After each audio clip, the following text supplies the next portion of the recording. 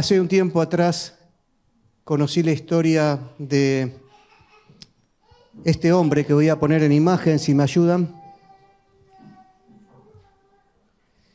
Vamos a poner la imagen de Víctor Frank o Franklin, no sé cuántos de ustedes han escuchado hablar de él. Médico, neurólogo, ahí está.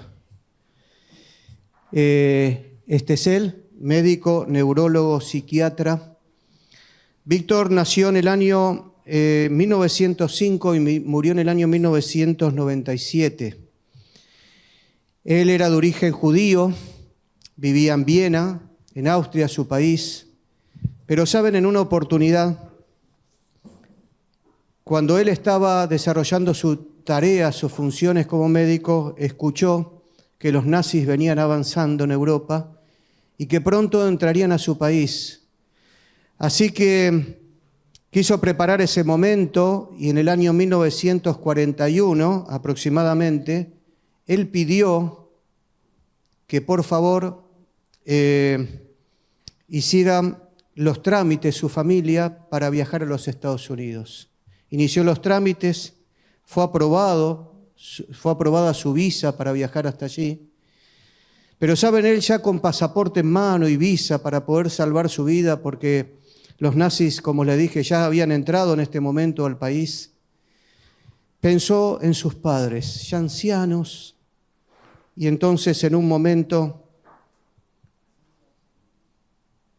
él se fue a la catedral más cercana. Mientras estaban los acordes del piano, le preguntó a Dios: Señor, ¿qué hago? ¿Me voy a Estados Unidos o me quedo? Y estuvo en esa disyuntiva y en esa lucha interior, preguntándole a Dios a través de la oración, como un judío creyente en Dios. Pero saben, salió de allí y fue a la casa de su padre. Y cuando llegó a la casa de su padre, lo vio a su papá ya anciano, sentado en el sofá. Miró hacia un costado, vio la radio, imagínense las radios de aquel tiempo, esas radios grandes, ¿verdad?, que era una especie de baúl. Y ahora vio arriba de la radio una piedra blanca, la tomó, lo miró a su papá y le dijo: papi, ¿qué es esto? Y su papá le dijo: ay, hijo, ese es un pedazo de mármol de la tabla de los 10 mandamientos que los nazis destruyeron en la sinagoga. Y ahora agrega su papá: por la única letra que está allí, yo te podría decir de qué mandamiento se trata. Así que el hijo le dijo: por favor, papá, decime, ¿cuál de los 10 mandamientos corresponde a este pedazo de mármol blanco? Y entonces el papá le dijo: hijo, ese es un pedazo de mármol que corresponde al 5.º mandamiento. Honra a tu padre y a tu madre. ¿Sí? Cuando escuchó esto, el hijo no dudó y dijo: aquí está la respuesta de Dios a mi oración. Así que decidió quedarse y afrontar las situaciones que tenía que afrontar, aunque tuviera que perder la vida, pero no separarse de sus padres. Ese mismo año se había casado con una joven judía, donde había pasado hasta ese momento poco tiempo, pero meses después los nazis lo llevaron no solo a él, sino también a su papá, a su mamá, a su esposa y a su hermano al campo de concentración. Abreviando la historia, Víctor pasó aproximadamente por 4 campos de concentración. Auschwitz fue uno de ellos, y estando allí tuvo la posibilidad de ayudar a su papá en uno de los campos de concentración. Su papá contrajo una neumonía, sabía que no lo iban a atender, así que él como médico comenzó a hacer todo lo posible para que su papi esté bien. Había llevado guardada en una de las botamangas de su pantalón una ampolla de morfina. Pensaba que en algún momento le podía ser útil a alguien, pero ¿saben? La pudo utilizar con su papá y calmar los dolores, y teniéndolo en brazos le preguntaba: papi, ¿te duele? No, hijo. Finalmente, días después, su padre muere en sus brazos. Ahora, en ese arduo estar en los campos de concentración, aproximadamente del año 42 hasta 1945, Cuenta Víctor que al poco tiempo que él llegó a ese lugar, quiso terminar con su vida. Todos los que llegaban allí tenían ese pensamiento de suicidio.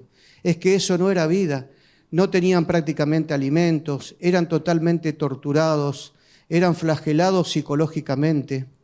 Así que Víctor, en ese estado en que se encontraba, decidió hacer algo diferente, cambió su forma de pensar y decidió servir a los demás. Aunque él vivía esa experiencia también, comenzó a hacer una ayuda para él, para el otro, medicamento, aunque no tenía los instrumentos necesarios, pero empezó a ayudar a esta persona, a la otra, a la otra, a la otra, que estaba con dificultades, y eso animó muchísimo a él. Y comenzó a ser como una especie de médico dentro de estos lugares de tortura.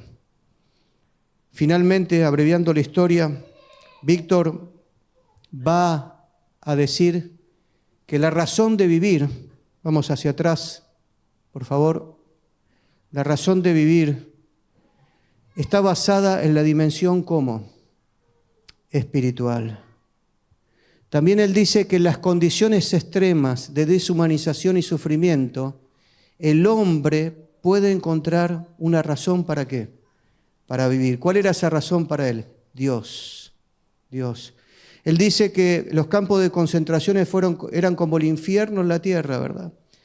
Ahora nosotros podemos escuchar historias, pero vivir esa experiencia tan tremenda que vivieron ellos allí fue realmente marcante para su vida. Cuando Víctor llegó a su casa, porque en el año 45 fueron liberados, todos los aliados trabajaron para liberar del yugo nazi. Él llegó a su casa, se puso frente a su casa y se preguntó, ¿cuál es la razón, Dios, por la cual yo estoy con vida? ¿Cuál es la razón? Y él respondió eso, la razón es justamente el motivo de su vivir para él fue Dios. Pensó si alguno de sus parientes estaban con vida, pero finalmente se enteró que papá, como ella lo había visto, había fallecido, pero ahora su mamá, un año antes también había sido llevado a la cámara de gas. Y su esposa, poquitos días antes de la liberación, poquitos meses antes de la liberación, también había fallecido. Solo, pero con la esperanza y la razón de vivir que lo movía, que para él era Dios. ¿Saben? Cuando uno ve el mundo hoy, hermanos, piensa que todavía estamos en un gran campo de concentración. Dios nos dio un plan hermoso para los seres humanos, pero Satanás dijo que su gobierno iba a ser mejor que el de Dios. Allí murieron por lo menos 6 millones de personas en el holocausto judío, y el doctor dijo que ese solo acontecimiento de haber decidido estar junto a él, junto a su papá, le otorgó la paz y la seguridad de haber hecho, ¿qué cosa? La decisión correcta. Es que nuestra vida está basada en decisiones. Es que cuando vamos conociendo a Dios, vamos tomando decisiones por Él. Y ahora quiero decirles que este mundo es un campo de concentración. Algunos poseen recursos didácticos, pero miren, quizás me ayudan desde allí, pero ellos no los tienen. Y esto es verdad. Aunque no lo veamos día a día, aunque no salgan las redes, esto existe. Hay una diferencia abismal en un lugar, en un hemisferio o en un sector del mundo con otro. Muchos reciben calzados de marca. Y yo me acuerdo que cuando era un adolescente iba al Instituto Adventista Florida, le pedía a mis padres que me compren el Jean Levis, este tipo de zapatillas, ¿verdad? Pero quiero decirles que el de ellos, hermanos, allí en otro lugar, no tienen marca. Estos son sus calzados. Así está el mundo desigual hoy, sin abrazar ninguna teoría política o partidario, alguna política, no. Es como está el mundo hoy. Miren esta imagen que vamos a poner aquí. A unos les sobran los alimentos, pero a otros les está faltando. ¿Saben? Solamente en Yemen, en Asia, hay días enteros que los niños no comen. que les dan hojas de árboles que no tienen ningún tipo de vitamina, como para que crean que están ingiriendo algo y pueda satisfacer un poco sus necesidades. Así está el mundo hoy. Unos viven a dieta, otros obligadamente están a dietas. Y sus hermanos muchas veces son los que los tienen que cuidar. Y así está la pandemia que hemos pasado, ¿verdad? Cuánto sufrimiento, cuánto tuvimos que asistir, hermanos que han perdido su familia, personas, vecinos. Adelante, vamos con la siguiente. Miren cómo está el mundo hoy, ponemos hacia atrás. Catástrofes naturales, como nunca antes en la secuencia que se está dando, eso uno lo percibe al ver las noticias internacionales.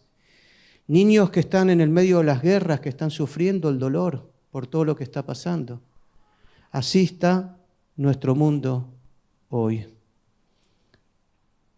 Pero saben, en medio de este campo de concentración, Jesús no esquivó el poder venir para salvarnos. Y en medio de la situación en que vivimos este mundo, Jesús nos amó tanto y nos ama tanto que Él vino a este mundo a rescatarnos. Yo quiero que nos podamos concentrar en este momento en los últimos episodios de Jesús aquí en este campo de concentración. Les invito a abrir la palabra de Dios en Lucas, el capítulo 22. Y vamos a hacer un recorrido breve para llegar al punto principal. Lucas capítulo 22, versículo 39.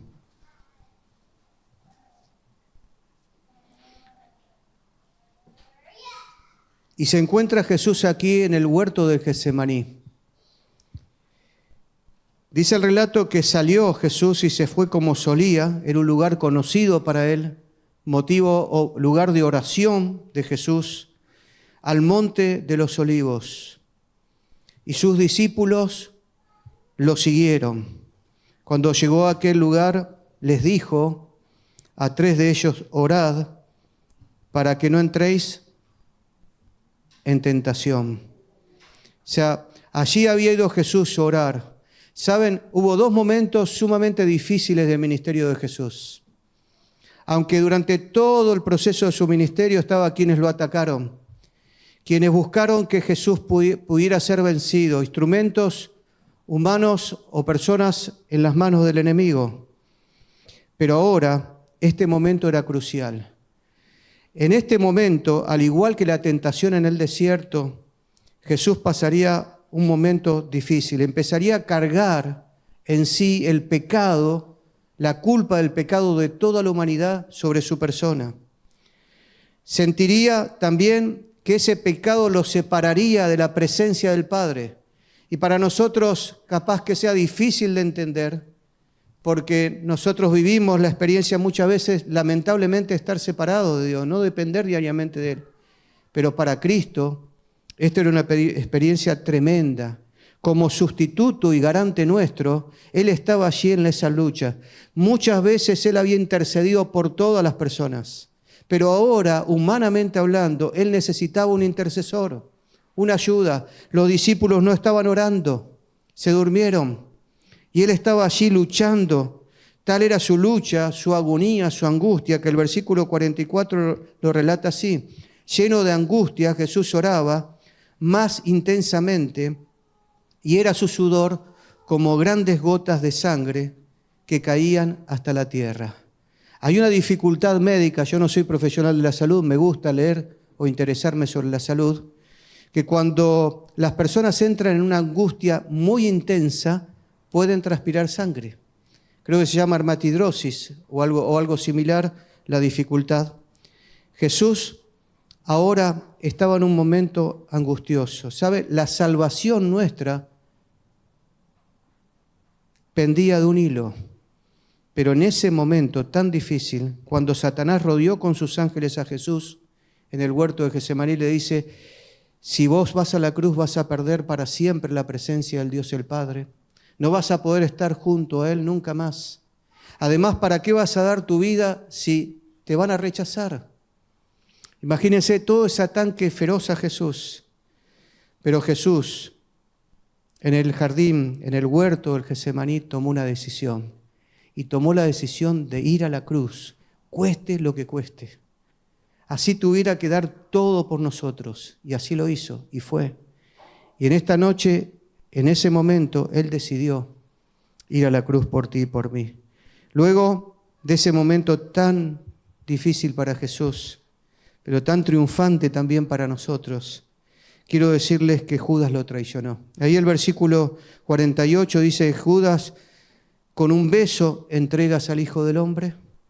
Después viene el empleo de la fuerza, cuando lo tomaron a la fuerza al Señor Jesús, lo ataron en sus manos y lo llevaron como un delincuente a un juicio totalmente injusto, donde Pedro participa, está allí, ¿verdad?, presenciando, y ahora Pedro, versículo 57, niega a Jesús y lo niega 3 veces. Versículo 63, Jesús es maltratado, se burlaron de él, lo golpearon, profetizaron quién es el que te golpeó, lo insultaban. Versículo 67, lo interrogaron injustamente en un horario que no se debía hacer, en un proceso donde lo declararon ya culpable o injusto antes de mostrar esa culpabilidad. Lo interrogaron toda esa noche, esa madrugada. Después, a la mañana temprano del viernes, Jesús es llevado ante Pilato.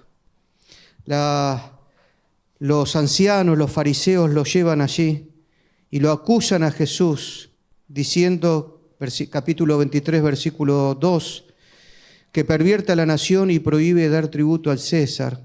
Falsamente lo acusan. Pilato lo interroga, lo encuentra inocente, dice, ningún delito he encontrado en este hombre, versículo 4. Pero ahora cree no conveniente tomar la decisión él, lo remite a Herodes. Herodes, un hombre perverso, que había llevado a Juan a la muerte, a Juan el Bautista, que tenía la oportunidad de arrepentirse, que tenía la oportunidad de conocer a Cristo personalmente y ser seducido por el amor de Jesús. Pero ahora Herodes le pide que haga milagros, que muestre su poder. Versículo 9 del capítulo 23, le hizo muchas preguntas, pero ¿cuántas de ellas respondió Jesús? Ninguna. Es que Jesús no tenía nada que decir a quien no quería escucharlo. Allí se cumplió, angustiado él y afligido, no abrió, ¿qué cosa? Su boca, como cordero, sería llevado al matadero. Isaías 53, 7. Y de hecho, así sucedió. Después volvió a Pilato. Pilato, como conocemos la historia, se lavó las manos. Aunque él sabía, el pecado de Pilato fue que él, sabiendo que era inocente, permitió que lo mataran. 3 veces lo había dicho. Y finalmente entregaron a Jesús a la voluntad de la multitud, que el diablo ya estaba trabajando en ellos. Pero voy a detenerme en esta mañana en el versículo 26. Resulta ser que cuando salen del patio de Pilato hacia el Calvario, ahora ponen la cruz sobre la espalda de Jesús. Ya a Jesús le habían colocado una corona de espinas, habían flagelado su espalda, y como dijimos en el monte del Getsemaní, en el huerto del Getsemaní, él había perdido sangre. Así que imagínense la debilidad de Jesús. Jesús estaba débil, no había comido, no había bebido, no había descansado, y en esa situación tan extrema, ahora ponen uno de los maderos, el horizontal, de aproximadamente, que se llamaba patibular, de aproximadamente 1,50 m, 1,80 m de largo. El vertical llegaba hasta 3 metros aproximadamente. Y ahora lo colocan a Jesús allí, en el piso, e intentan que él pueda llevar la cruz. Pero saben, cuando él se levanta, hace apenas unos pasos y se cae. Agotado Jesús como estaba. Finalmente, vuelven a colocar la carga sobre él de la cruz. Camina ahora menos pasos, y Jesús cae al piso. Elena de White lo relata de esta manera. Miren qué profundo esto. La muchedumbre que seguía al Salvador vio sus pasos débiles y tambaleantes. Miren esta declaración. Pero no manifestó compasión. No. A veces nosotros pensamos si estuviéramos en el tiempo de Cristo, ¿verdad? No seríamos como los fariseos o los saduceos o quien fuere. Pero miren, nadie, ¿cuántos de los que rodeaban a Jesús habían sido sanados por Él? Habían visto la misericordia de Jesús. Sus corazones habían latido ante su presencia. Su mente había sido transformada por el carácter de Jesús. Pero no manifestó compasión. Es más, se burlaron de Él, dice el relato. Y lo injuriaron porque no podía llevar la pesada cruz. Volvieron a poner sobre Él la carga y otra vez cayó desfalleciente al suelo. Sus perseguidores vieron que era imposible llevarla más lejos. No sabían dónde encontrar quien quisiera llevar la humilde carga, la cruz. Nadie. Los judíos mismos no podían hacerlo porque la contaminación les habría impedido celebrar la Pascua. Entre la turba que los seguía, miren cómo termina la cita. Te conmueve, entre la turba que los seguía, no había una sola persona que quisiese rebajarse a llevar la cruz de Cristo. Nadie. Con los asombro los ángeles contemplaron, dice, el amor infinito de Jesús, sufriendo la más intensa agonía mental y corporal. Pero Jesús no pensó en Él, sino que pensó en nosotros. Y cuando nadie quería cargar la cruz, aparece el versículo 26. Cuando lo llevaban, Lucas capítulo 23, versículo 26. Cuando lo llevaban, ¿qué dice el relato? Tomaron ¿a quién? A cierto Simón. ¿De dónde era Simón? De Cirene, un lugar pagano. No era un discípulo, un seguidor de Jesús. Pero sí quiero decirles que Simón de Cirene tenía 2 hijos, Alejandro y Rufo, la Biblia aparece. Ellos sí seguían a Jesús. Seguramente Simón habría visto el cambio en las vidas de sus hijos al seguir a Jesús. Estoy seguro que Simón habría escuchado relatos de parte de sus hijos de quién era Jesús. Yo no sé si en primera instancia él lo identificó, pero él vio que Jesús estaba en el piso sangrando, sin poder levantar la cruz. Y ahora no permaneció neutral, sino que se acercó hasta allí y le habrá dicho, ¿cómo ustedes hacen esto con este hombre? ¿No tienen compasión de él? Y ahora pensaron los soldados así, vos te preocupás por él, vení, tenemos la solución. Vos vas a ser quien cargue la cruz.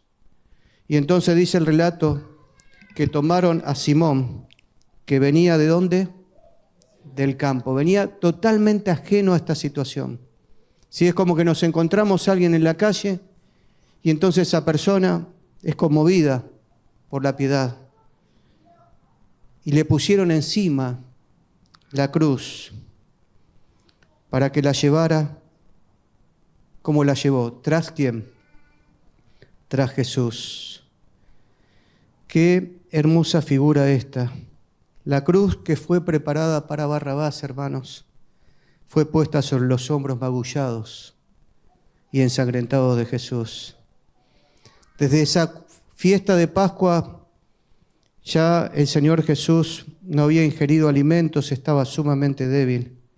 Y cuando no parecía haber una salida a quien cargara la cruz, porque nadie quería tomarla, Simón de Cirene cargó la cruz de Cristo. ¿Saben? Siguiendo el ejemplo del buen samaritano, Simón se apiadó de Jesús. Y miren, voy a decirle algo más, como dije recién, no permaneció neutral. Me gusta ver esta situación, sino que no tuvo temor de tomar posición por Cristo. Yo me imagino esa mirada desde el suelo de Jesús a Simón, una mirada de gratitud a Él, de humana gratitud.